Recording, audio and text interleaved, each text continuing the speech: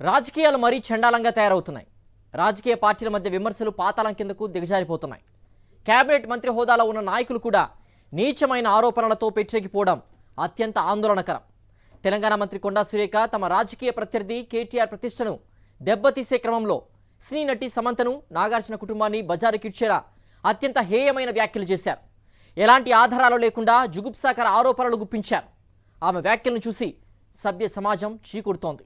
మరోవైపు నాగార్జున ఈ విషయాన్ని సీరియస్గా తీసుకున్నారు. కొండా సురేఖ వ్యాఖ్యల్ని ఖండించారు. పరువు నష్టం దావా వేశారు. నాగ చైతన్య సమంత విడిపోవడానికి కారణం కేటీఆరే. రాజకీయ పార్టీలు పరస్పర ఆరోపణలు చేసుకోవడం కొత్త కాదు. ఒకప్పుడైతే రాజకీయ నేతల విమర్శలు సైద్ధాంతిక ప్రాతిపదికన ఉండేవి. ఏవైనా విమర్శలు చేస్తే అవి సహేతుకంగా ఉండేవి. కానీ నేటి రాజకీయాలు చండాలంగా తయారయ్యాయి. నేతల వ్యాఖ్యలు అంతకన్నా అసహ్యంగా ఉంటున్నాయి. తెలంగాణలో కాంగ్రెస్ పార్టీ అధికారంలో ఉంది. ప్రతిపక్ష బీఆర్ఎస్ కి కాంగ్రెస్ కి మధ్య నిత్యం ఆరోపణలు, ప్రత్యారోపణలు చోటు చేసుకుంటూనే ఉన్నాయి. అయితే ఇవి వ్యక్తిగత విమర్శల స్థాయికి కూడా దిగజారిపోయి బండ బూతులు తిట్టుకునే నైత్యానికి పడిపోతున్నాయి. మంత్రి Konda Surekha BRS working president KTR ను టార్గెట్ చేసుకోవాలనుకున్నారు. ఆయన అధికారంలో ఉన్నప్పుడు ఏ అవినీతి ఆరోపణల్లో అయినా ఆయనపై అభియోగాలు ఉంటే వాటిపై విమర్శలు చేస్తే ఎవరూ తప్పు పట్టాల్సింది ఉండదు. కానీ కొండా సురేఖ అన్ని రకాల విలువలకు తిలోదకాలిచ్చేశారు. ఉన్న గీతలన్నీ దాటేశారు. నోటికెంతొస్తే అంతా అనేశారు. కేటీఆర్ ను టార్గెట్ చేయబోయి ఉరిమురిమి మంగళం మీద పడ్డట్లు సినీ పరిశ్రమలోని ప్రముఖుల వ్యక్తిగత జీవితాలపై బురద జల్లే సాహసానికి ఒడిగట్టారు. నాగ చైతన్య సమంత విడిపోవడానికి కారణం కేటీఆరే. మత్తు పదార్థాలకు అలవాటు పడి వాళ్ళను కూడా మత్తు పదార్థాలకు అలవాటు చేసి రేవ్ పార్టీలు చేసుకొని మదమెక్కి వాళ్ళ జీవితాలతో ఆడుకొని బ్లాక్మెయిల్ చేసి వాళ్ళను ఇబ్బంది పెట్టినటువంటి వ్యక్తి కేటీఆర్. చాలా మంది నటీమణులకు డ్రగ్స్ అలవాటు చేసిన చరిత్ర కేటీఆర్దే అంటూ కొండా సురేఖ ఆరోపించారు.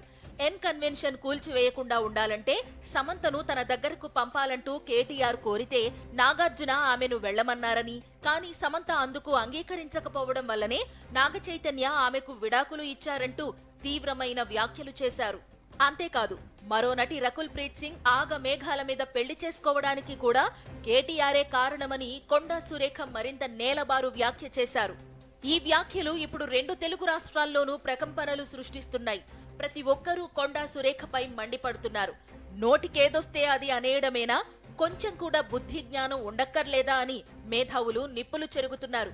సినీ పరిశ్రమలోని మహిళలపైన, వారి వ్యక్తిగత జీవితాలపైన విషం చిమ్మడం ఫ్యాషన్ అయిపోయిందని సినీ రంగ ప్రముఖులు ఆగ్రహం వ్యక్తం చేస్తున్నారు. కొండా సురేఖ ఏం ఆశించి, ఏం ఆలోచించి ఈ వ్యాఖ్యలు చేశారో ఆమె వివరణ ఇవ్వాలంటున్నారు పరిశీలకులు. రాజకీయాలను మరీ ఇంత నీచ స్థాయికి తీసుకొస్తే ఎలాగా అని వారు నిలదీస్తున్నారు. కొండా సురేఖ తన నిరాధార వ్యాఖ్యలను వెనక్కి తీసుకోవాలని సినీ నటుడు నాగార్జున డిమాండ్ చేస్తున్నారు. పలువురు సినీ ప్రముఖులు నాగార్జున కుటుంబానికి మద్దతు పలికారు. కొండా సురేఖ వ్యాఖ్యలను ఖండించారు. విలక్షణ నటుడు ప్రకాష్ రాజ్ అయితే ఇటువంటి సిగ్గుమాలిన రాజకీయాలు మానేయండి అని కొండాకు వార్నింగ్ ఇచ్చారు. సురేఖ దగ్గర ఏ ఆధారమూ లేకుండా చేసిన ఆరోపణల వల్ల సమాజంలో సమంత ప్రతిష్టతో పాటు నాగార్జున కుటుంబ ప్రతిష్ట మసకబారే ప్రమాదం ఉంది.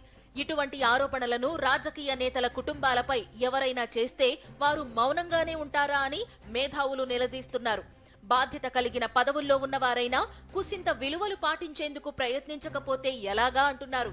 కొండా సురేఖ ఇంతటి దుర్మార్గమైన వ్యాఖ్యలు చేస్తే ఆ పార్టీలోని సీనియర్ నేతల్లో ఒక్కరు కూడా వాటిని ఖండించకపోవడం, కొండాను మందలించకపోవడం చూస్తుంటే రాజకీయాలకు ఎంతటి దుర్గతి పట్టిందో అర్థం చేసుకోవచ్చు.